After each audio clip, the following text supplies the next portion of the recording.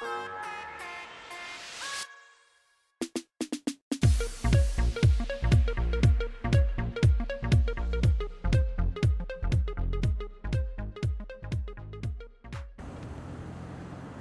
there guys, welcome to another episode.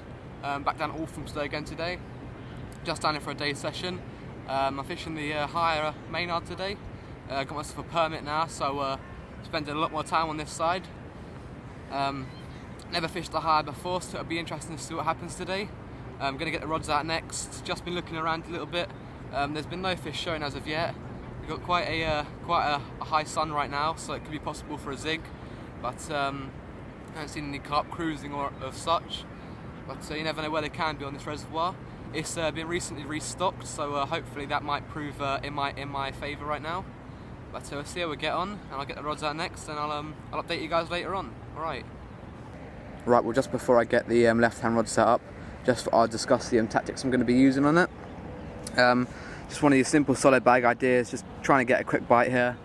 Just saw a fish jump in mid-water, so that's a good indication. I'm opposite an island right here, so it's a good feature to start with. But yeah, simply using the Carp Craze solid bags. This time around I've got one of these Carp Craze baiting needles. This is pretty much the best sort of needle to use for braided hairs. Focus on the tip there, you can hopefully see it's got a nice little braid friendly sort of latch system almost. So what you do is just simply slide the braided hair loop onto the tip up there and slide it down into the little crevice, and simply slide your bait down onto the hair and off you go. But yeah, very simple. Just going to load that up with FT pellet and some of the breadcrumb mix again. I've still got some of that left, so I thought I'd better use it up and see how the fish react on here.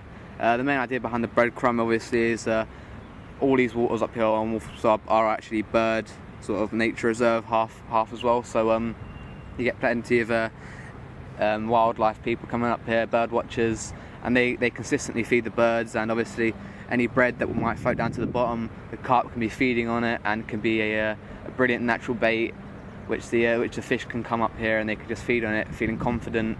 So I just thought I'd try that once again. But yeah, get this rod out there now and I'll show you the other two rods.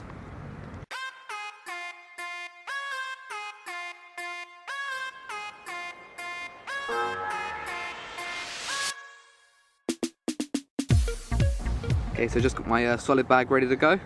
All I'm going to do now to finish it off, I've got some of the Carp Craze PVA solid tape.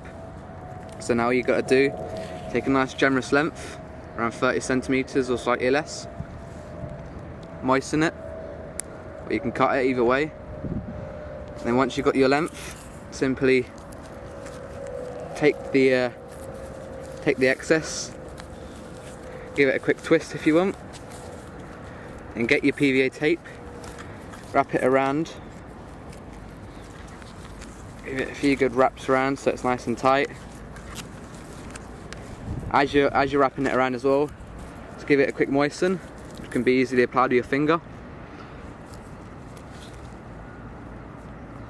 like so, and keep wrapping round. And to finish it off, you can give it a nice simple granny knot to make sure everything's nice and tight and all held together for the cast. Give it a couple of granny knots in this case just quickly, and there we go, nice and secure. And all you've got to do next is cut off the excess and you're ready to go.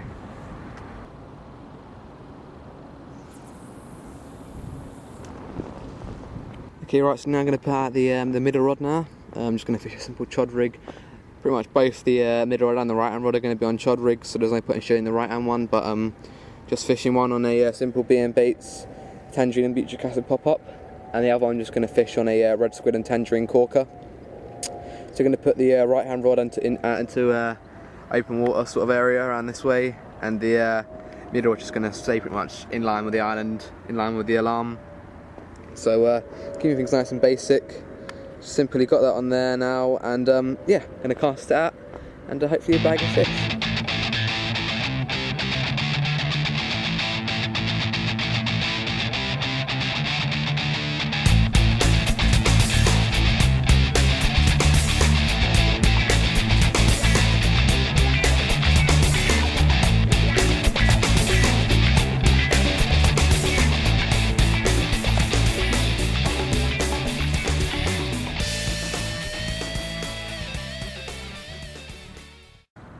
Okay, well I've just seen a show around 20 yards off my chod rig. Looked like a very, very good carp. It only tipped just slightly, so it was a big fish, definitely. It had a good set of shoulders on it. Like a lovely dark mirror, but at that sort of distance I couldn't really tell. It's definitely a good 100 yards plus, that carp. But that rod is situated out that area, so with any luck, the carp might come along and pick it up. Just give you guys a quick turn around just to show you where I saw that fish show. They're just off the island, out around to where those ducks are out there. It was a very, very nice dark double figure carp just topped. But we'll see how things go anyway.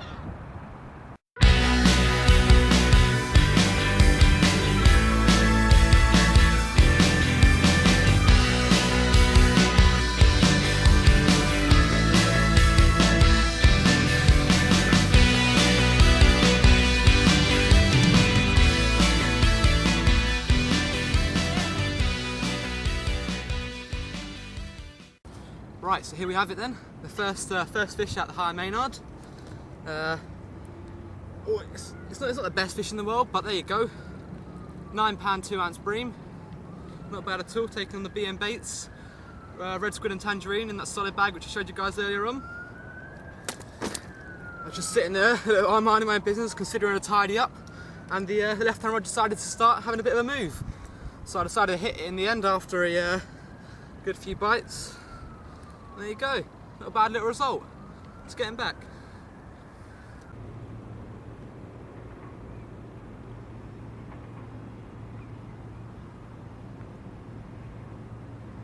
Right, well this is careless angling right here. A little while ago my left-hand rod, it started going off a little bit on the solid bag, so I thought I'm going to hit it, and there was nothing there. And now the right-hand rod on the chod rig decided to go off, and there you go. Rainbow trout. Can't really believe it. It was on someone else's line which was discarded in the lake. It's got a terribly cut up mouth right now.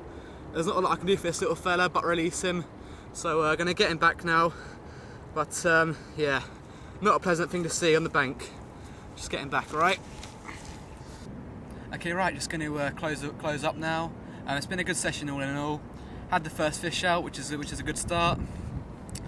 It's definitely it will be a challenge. All it's going to take is just a bit more focus on these lakes, and eventually, hopefully, I'll be able to get there. I'm coming down this weekend to do a night session, so that'll give me some more time to focus on the lake. Going to do the night and then the next day, so plenty of time for me to be on the lake. Hopefully, I'll be able to get a carp. I'm going to fish on the lower Maynard this time, and we'll see how things go. So keep an eye out for that one, guys, and cheers for watching.